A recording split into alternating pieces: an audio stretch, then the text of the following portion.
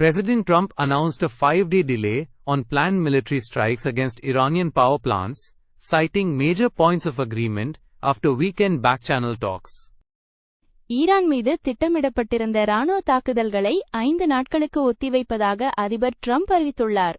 வார இறுதியில் நடந்த ரகசிய பேச்சுவார்த்தைகளுக்கு பிறகு முக்கிய உடன்பாட்டு புள்ளிகள் எட்டப்பட்டதாக அவர் குறிப்பிட்டார்.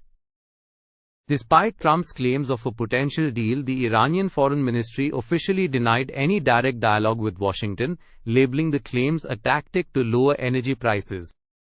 சாத்தியமான ஒப்பந்தம் குறித்து ட்ரம்ப் கூறிய கருத்துக்களுக்கு மத்தியில் ஈரானிய வெளியுறவுத்துறை அமைச்சகம் வாஷிங்டனுடன் எந்த நேரடி பேச்சுவார்த்தையும் நடைபெறவில்லை என அதிகாரப்பூர்வமாக மறுத்துள்ளது. இது எரிசக்தி விலைகளை குறைக்கும் தந்திரம் என்றும் குறிப்பிட்டுள்ளது. U.S. officials confirmed that at least a dozen Iranian mines have been detected in the Strait of Hormuz, maintaining a high risk to maritime traffic despite the diplomatic reprieve. Hormuz நீரிணையில் குறைந்தது ஒரு டஜன் ஈரானிய கண்ணிவெடிகள் கண்டறியப்பட்டுள்ளதாக அமெரிக்க அதிகாரிகள் உறுதிப்படுத்தியுள்ளனர். தற்காலிக அமைதி நிலவினாலும் கடல்வழி போக்குவரத்துக்கு அதிக ஆபத்து தொடர்கிறது. While the U.S. paused its offensive, Israel launched significant airstrikes targeting Tehran, causing widespread blackouts and striking sites allegedly used to direct militia forces. America தனது தாக்குதலை நிறுத்தியிருந்தாலும் இஸ்ரேல் ஈரான் மீது குறிப்பிடத்தக்க வான்வழி தாக்குதல்களை நடத்தியுள்ளது. இதனால் பரவலான மின்வெட்டுகள் ஏற்பட்டன. போராளி குழுக்களை வழிநடத்த பயன்படுத்தப்பட்ட இடங்கள் தாக்கப்பட்டதாகவும் கூறப்படுகிறது. An Air Canada Express jet collided with a fire truck on a runway at New York's LaGuardia Airport late Sunday, killing the pilot and co-pilot and injuring dozens. நியூயார்க்கின் LaGuardia விமான நிலையத்தில் ஞாயிற்றுக்கிழமை இரவு ஏர் கனடா எக்ஸ்பிரஸ் விமானம் ஓடுபாதையில் தீயணைப்பு வாகனத்துடன் மோதி விபத்துக்குள்ளானது. இதில் விமானி மற்றும் இணை விமானி உயிரிழந்தனர், மேலும் பலர் காயமடைந்தனர். Prime Minister Narendra Modi addressed Parliament, warning that the Iran war poses unprecedented challenges to India's energy supply and trade routes.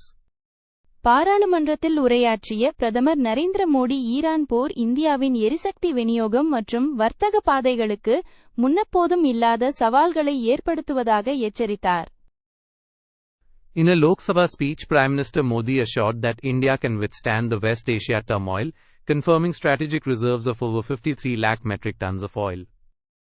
மேற்கு ஆசியாவின் கொந்தளிப்பை இந்தியா தாங்கிக் கொள்ளும் என்று பிரதமர் மோடி மக்களவையில் உறுதியளித்தார். 53 லட்சம் மெட்ரிக் டன்னுக்கும் அதிகமான எண்ணெய் கையிருப்பு உள்ளதாகவும் உறுதிப்படுத்தினார். Sensex crashes 2.5%, rupee hits record low. Indian markets plummeted and the rupee breached 94 against the USD due to escalating West Asia tensions entering their fourth week. மேற்கு ஆசிய பதற்றங்கள் 4வது வாரமாக நீடிப்பதால் இந்திய பங்கு சந்தைகள் சரிந்தன. அமெரிக்க டாலருக்கு நிகரான இந்திய ரூபாயின் மதிப்பு 94 என்ற புதிய வீழ்ச்சியை எட்டியது. Global stock markets surged and oil prices dropped. Brent crude fell below $100 following Trump's announcement of a pause in the Iran conflict. Iran மோதலில் தற்காலிக நிறுத்தம் குறித்த ட்ரம்பின் அறிவிப்பை தொடர்ந்து உலக பங்குச் சந்தைகள் உயர்ந்தன. கச்சா எண்ணெய் விலையும் குறைந்தது. பிரெண்ட் கச்சா எண்ணெய் $100க்கு கீழே சென்றது. The head of the International Energy Agency, IEA, warned that the Iran war is a bigger threat to the global economy than both 1970s oil shocks combined. 1970களின் எண்ணெய் நெருக்கடிகளை விட ஈரான் போர் உலகப் பொருளாதாரத்திற்கு பெரிய அச்சுறுத்தலாக உள்ளதாக சர்வதேச எரிசக்தி முகமையின் IEA தலைவர் எச்சரித்துள்ளார். The NDA finalized its seat-sharing agreement for the upcoming Tamil Nadu Assembly elections, with the BJP set to contest 27 seats and the AIADMK 178.